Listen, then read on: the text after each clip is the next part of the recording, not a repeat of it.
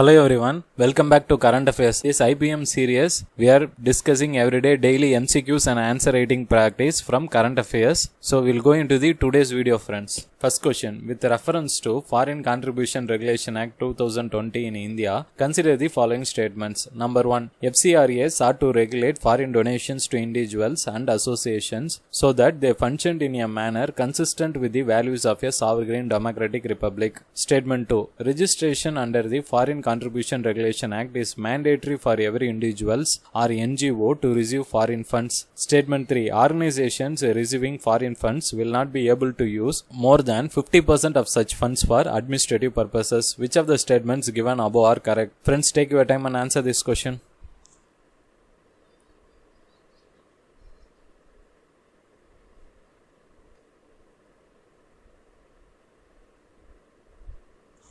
Have you answered this question? This came in today's Hindu newspaper related to Rajiv Gandhi Foundation, which is an NGO which has been barred from receiving foreign funds by the Ministry of Home Affairs. And with respect to UPSC examination, this particular FCRA, which has been exercised by the Ministry of Home Affairs to bar the foreign funds, is very important. And what is this FCRA is all about? Foreign Contribution Regulated Act is first proposed in India during the emergency time in 1976. During the time period of Indira Gandhi government, they believed that foreign funds should not be used for staging any protest in India. That is the reason they barred it initially. And later there were series of amendments which has been done in this FCRA Act in 2010 and then finally one in 2020 recently. Here, any individuals or NGOs who wanted to receive foreign donations, first they have to register under the FCRA Act. And second, what they have to do is they have to separately open a bank account with respect to State Bank of India, Delhi, and its designated branches. And the funds which has been received in this foreign donation,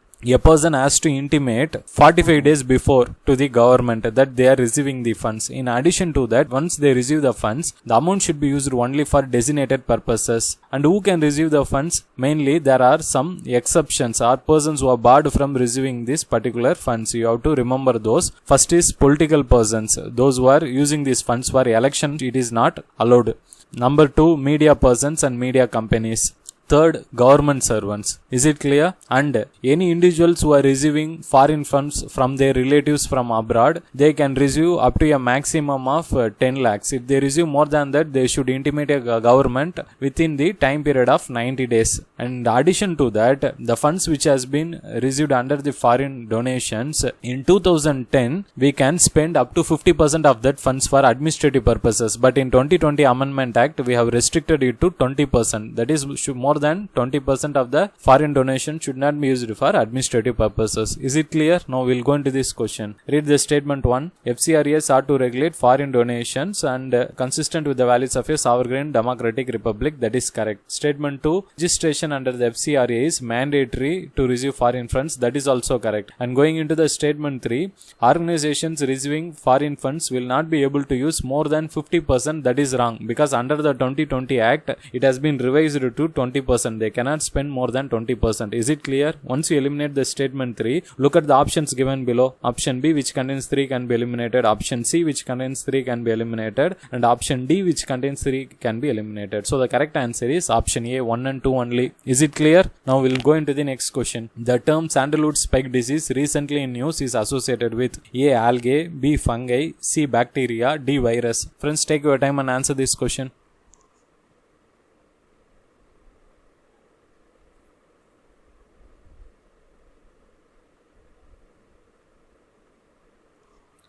Have you answered this question? Again, this question is picked from today's Current Affairs from Hindu newspaper related to a bacterial disease called sandalwood spike disease, and it is caused by a bacteria called phytoplasma. Till now, this particular sandalwood spike disease has been reported only in the forest regions of sandalwood tree. But now what happened is that even the private people who are growing the sandalwood tree, they have reported that this particular bacterial disease is affecting them. And when the experts investigated, the reason what they have found is this particular phytoplasma spreads through the seeds of the sandalwood trees, and once they are grown in nurseries, it gets transferred to the private private people also who are growing. That is why it has been reported in news. But with respect to UPSC examination, it can be asked in the general science segment because UPSC focuses on the plant and animal diseases which are in the current affairs. Is it fine? So the correct answer for this particular question is that is a bacteria called phytoplasma. So the correct answer is option C. Now moving into the next question. Consider the following statements. Pradhan Mantri Awas Yojana Gramin aim to provide a Pakka house with basic amenities to all rural families who are homeless or living in Kacha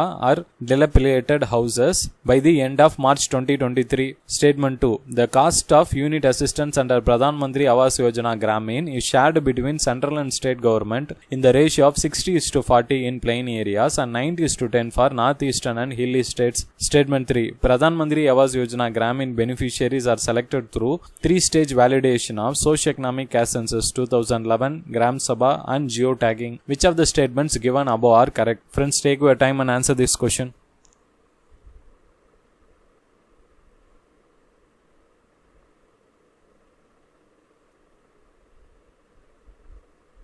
Have you answered this question? This also came in today's Hindu newspaper. So actually this Pradhan Mantri Awas Yojana Gramin is a scheme implemented by Ministry of Rural Development. Fine. And in this particular scheme, houses are built for the people who don't have a proper house or they are homeless in the rural areas of the country. And the target for the scheme has been fixed to complete building houses for all these rural peoples by 2022 March. And the beneficiaries identified for the scheme are SC/ST households, widowed people, disability people, minority peoples. In addition to that, government uses a three-stage mechanism to monitor the scheme. That is, first it will identify the beneficiaries with the help of a socio-economic caste census, where the BPL people will be identified. That is, the poor people. For them, they will be added to the beneficiary list. Second, Gram Sabha will also play a crucial role in identifying the beneficiaries. And the final thing is there is a geotagging of the projects which are implemented under this scheme, where the latitude and longitude of a particular project will be identified, and with the help of the satellite a project can be monitored with the help of technology. In addition to that, the central government sponsors to this scheme this ratio of 60:40 for normal states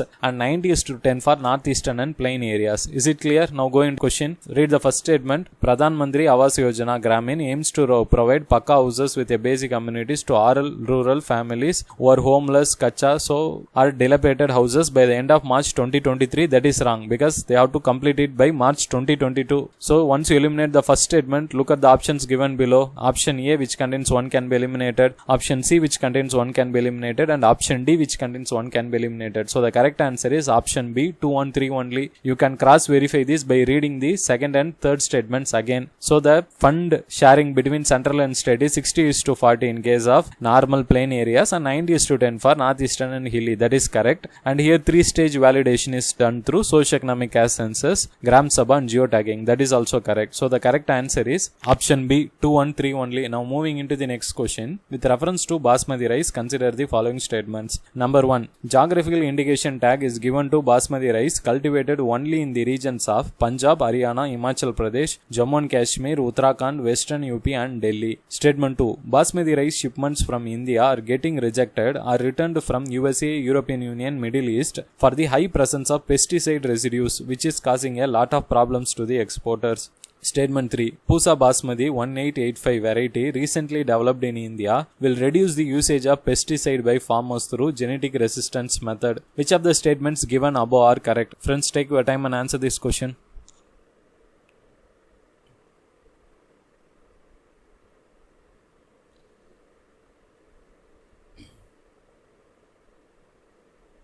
So have you answered this question? Again, this also came in today's Hindu newspaper in the science column related to a new Basmati variety developed by Indian Agricultural Research Institute, Delhi, PUSA. So they have developed a new Basmati variety called Pusa Basmati 1885, 1886 varieties. Here they have used a new gene resistant which can withstand the pest attacks, because currently the Basmati rice which is used in the country is vulnerable to lot of pest attacks. So what happens is that farmers are using more pesticides to overcome that. So due to this, when we export this particular basmati rice to other countries, because around 75% we are exporting our basmati rice to USA, Europe and Middle East countries, and in that process what happens is that all these global countries, they blame India for the usage of high pesticide residue which is found in the basmati rice, and they return our products back to India. So to overcome this, our scientists have developed this new variety. Is it clear? Now go into this question.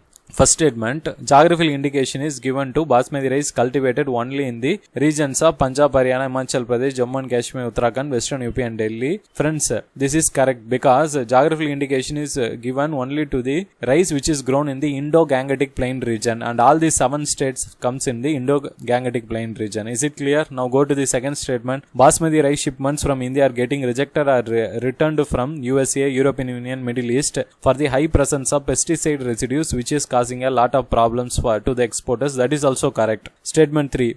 Pusa Basmati 1885 variety recently developed in India will reduce the usage of pesticide by farmers through genetic resistance method. That is also correct. So all the statements given here are correct. So the correct answer is option D, 1, 2 and 3. Now we'll go into the next question. With reference to infrastructure investment trust, consider the following statements. Infrastructure investment trusts are designed to pool small sums of money from a large number of investors to invest in assets that give cash flow over a period of time. Statement 2. The minimum investment amount in an infrastructure investment trust public offering IPO is rupees 50 lakh. Therefore, infrastructure investment trusts are suitable for high net worth individuals, institutional and non-institutional investors. Statement 3. SEBI regulates infrastructure investment trusts to distribute a minimum 90% of the cash they earn and cap their debt at 70%. Which of the statements given above are correct? Friends, take your time and answer this question.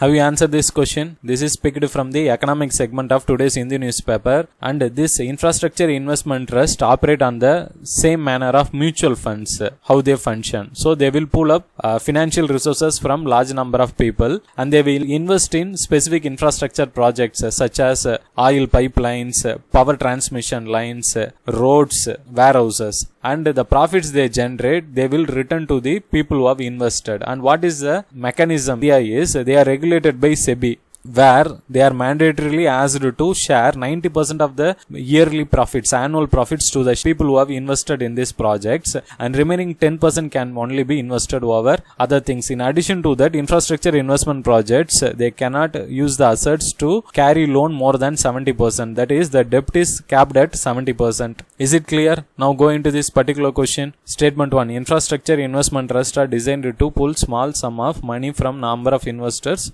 and invest in assets. Like a mutual fund it works. That is correct. Read the second statement. The minimum investment amount in an infrastructure investment IPO is rupees 50 lakh. That is wrong, friends, because the minimum amount is 10 lakhs and it is not 50 lakhs. So you can eliminate the second statement and go into the options directly. Option A, which contains 2, can be eliminated. Option B, which contains 2, can be eliminated, and option D, which contains 2, can be eliminated. So the correct answer is option C, 1 and 3 only. You can cross verify the third statement again also. SEBI regulate infrastructure investment trust to distribute a minimum 90% of the cash they earn and cap their debt at 70%. That is also correct, as we have discussed. So the correct answer is option C, 1 and 3 only. Now moving into the today's mains practice question. Empathy lies at the beating heart of great empire. 125 marks. Answer in 1000 to 1200 words. This is asked in the GS essay segment. Friends, whenever you answer a UPSC essay question, you need to have various dimensional approach in your essay. That is starting from historical, political, social, economical, environmental, philosophical, scientifical and regional approaches should be present in your answer. And in addition to that, what usually candidates miss is the historical approach. So particular question has been asked,